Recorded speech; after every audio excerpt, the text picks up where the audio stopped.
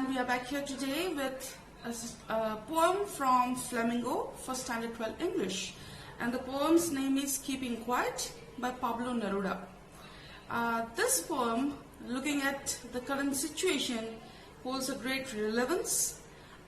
This poem was written in the 1950s, but the situation that the world is facing today, as everyone is aware, how countries around the world, people are in lockdown because of the COVID-19 that we are facing, right? How our situation is today and what the poet has written about it already. I mean, he's not written about COVID-19, but he has written about slowing down and getting time to introspect, which all of us, I'm sure, are doing right now, sitting at our homes, right?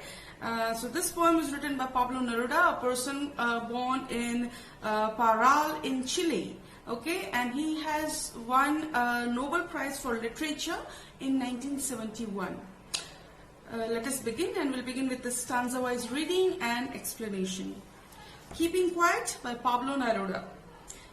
Now we will count to 12, and we will all keep still. For once on the face of the earth, let's not speak in any language. Let's stop for 1 second and not move our arms too much. So what is the poet trying to say? Now we will count to 12 and we will all keep still. So probably 12 here denotes the hours of the clock, right? There are 12, on the clock we have numbers 1 to 12. So maybe that is what is asking for that. For 12 hours or maybe 12 months, as you would like to perceive it, let us keep quiet. Let us count that amount of time and let us keep still. Let us keep quiet. For once on the face of the earth, let us not speak in any language. Here the poet is trying to say that languages sometimes actually, instead of letting people communicate with each other, it sometimes becomes a barrier, right? Different languages becomes a barrier between different kind of people. So the poet is asking that let us not speak any language. Let us speak in the language of silence. Okay? Let us stop for 1 second and not move our arms too much. Here arms would probably be, maybe the poet is trying to say that let us stop moving, let us stop working, stop our work and introspect. Or maybe he's also trying to, arms probably symbolizes weapons over here. Let us stop being at war with each other. It would be an exotic moment without rush, without engines. We would all be together in a sudden strangeness. Now what is to be accomplished by keeping quiet, right? So it would be an exotic moment. It would be a moment which is unique, right? Something that has never happened before.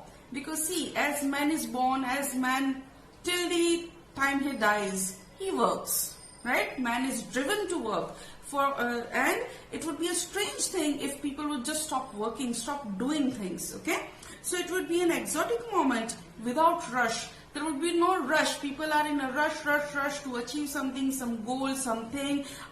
If they have achieved that goal, they don't go on to the next, and we are always in a rush for the next thing, right? So there would be no rush of traffic also you can consider. Without engines, because if you're not doing anything, if you're just silent, if you've paused, there will be no traffic, no engines either. That would be a strange calmness, right?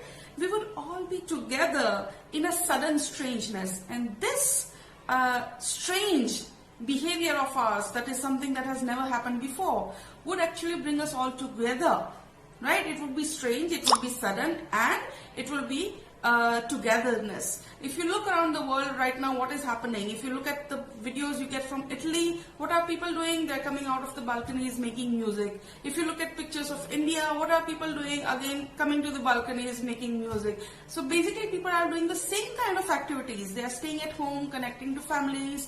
They are going out, connecting from the balconies with other people, making music and those kind of things. So this has kind of brought us all together. This keeping quiet, this keeping still, this lack of things to do has made us come together, right? Next stanza. Fishermen in the cold sea would not harm whales, and the man gathering salt would look at his hurt hands. So what would come out of this not doing things, right? What would come out of it? One thing would be that fishermen in the cold seas, they would not hurt the whales. You know how fishermen go out into the cold ocean, they are hunting whales, and that is harming other living beings. But if we stop our activities, we would stop hurting other living beings. And as I said here, the man gathering salt would look at his hurt hands, right? You work with salt the whole day long, what happens? Your hands get bruised. So in a lack of activity, people would not harm other living beings and would stop harming their own selves. What the poet is also trying to ask people to do by this, what he wants people to realize is to stop and just take a moment to think about all that you have already achieved. What people keep trying to do is, okay, attain this goal, now the next goal, now the next, right? But having attained all these goals so far, did we ever stop to appreciate ourselves for what we have already achieved? So that is what the poet is trying to ask us to do, right? Stop, pause, think about what you already achieved and appreciate yourself for that, right? The next stanza. Those who prepare green wars, wars with gas, wars with fire, victory with no survivors, would put on clean clothes and walk about with their brothers in shade doing nothing. Okay?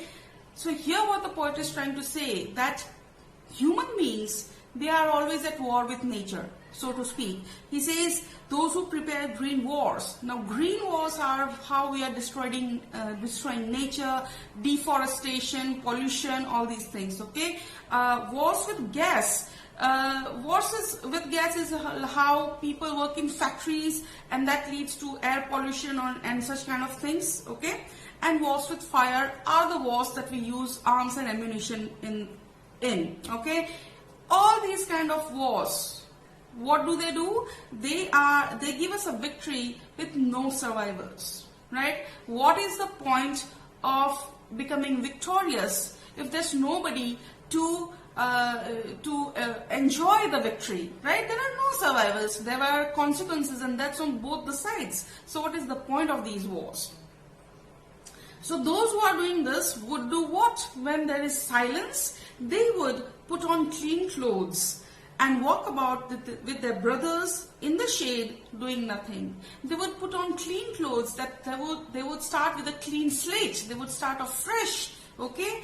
And they would walk with their brothers. That means they would walk with the enemy. I mean, if you are at war with somebody, that person is another human being in a different uniform, right? But if you just look at the uniform, that's an enemy. If you do not look at the uniform, he is a brother human being. So then when there are no wars, when you stop, when you are doing nothing, what you do is you are just standing with your enemy, so to say, who is now, because you are not at war, he has become your brother, and you do what? You stand in the shade doing nothing. That means you are at peace, you are at calm.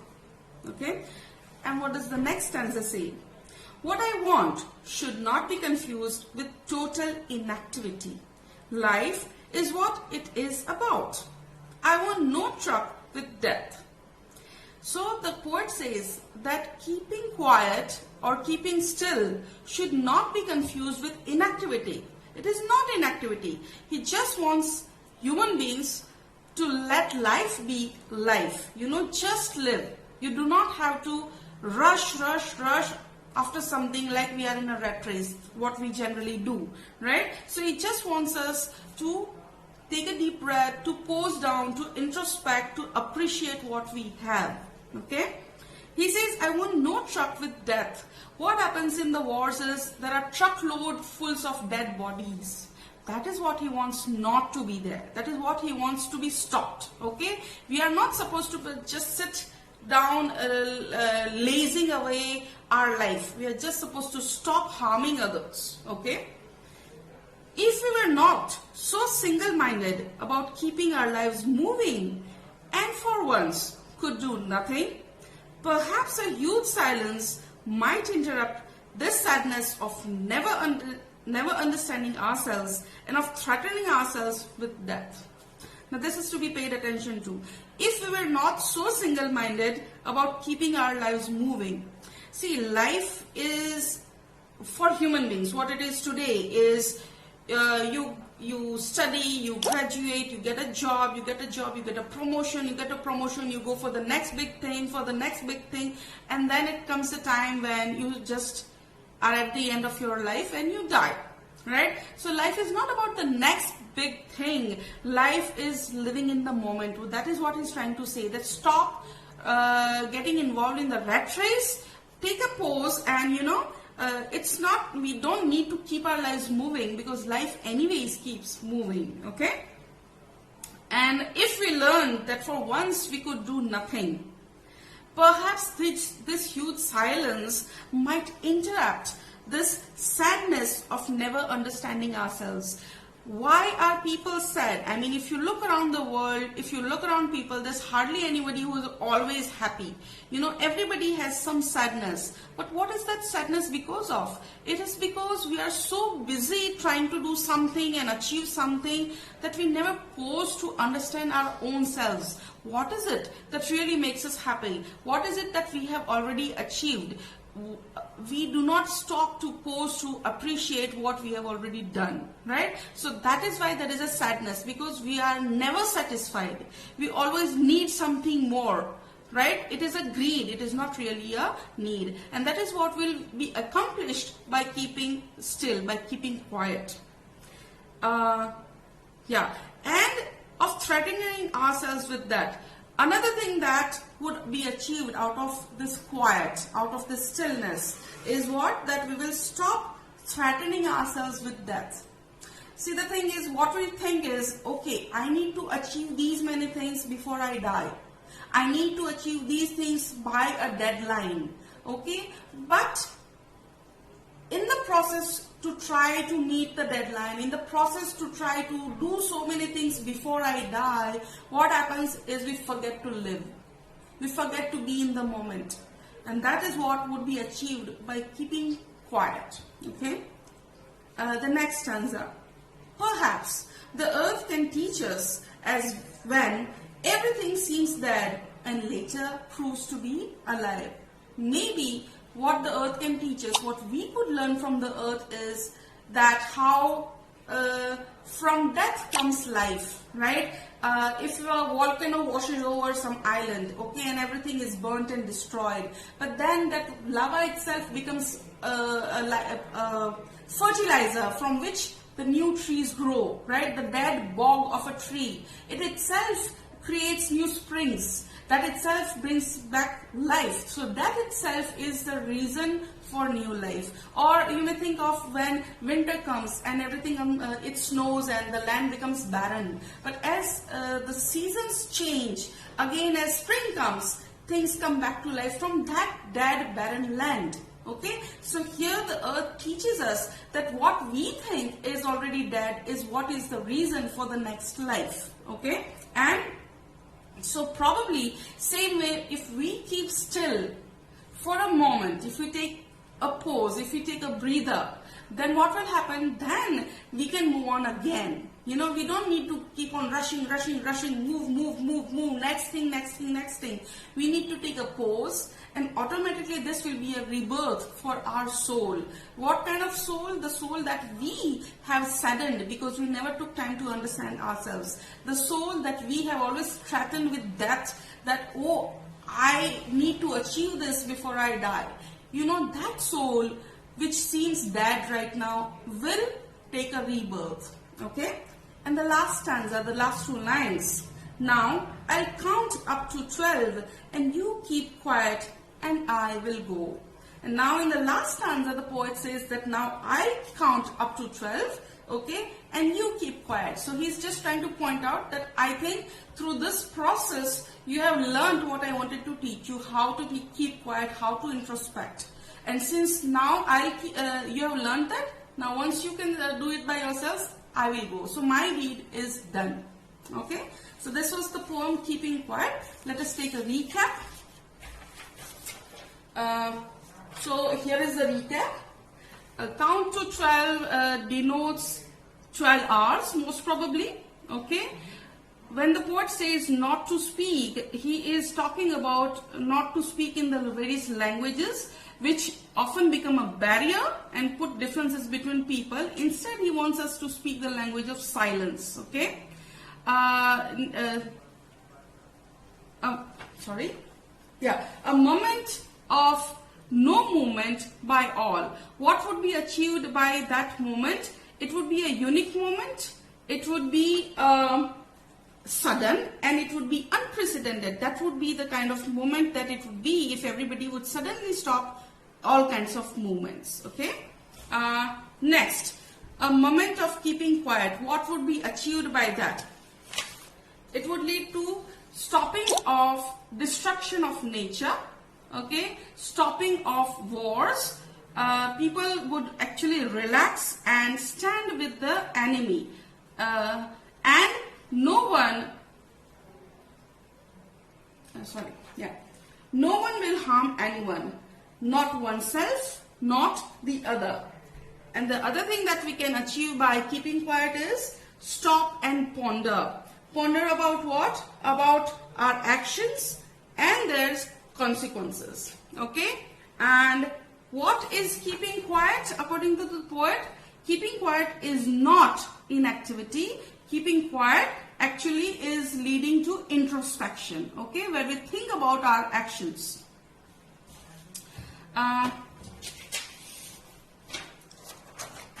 What does the poet say happens when there is too much goal orientation, when we are involved in the rat race?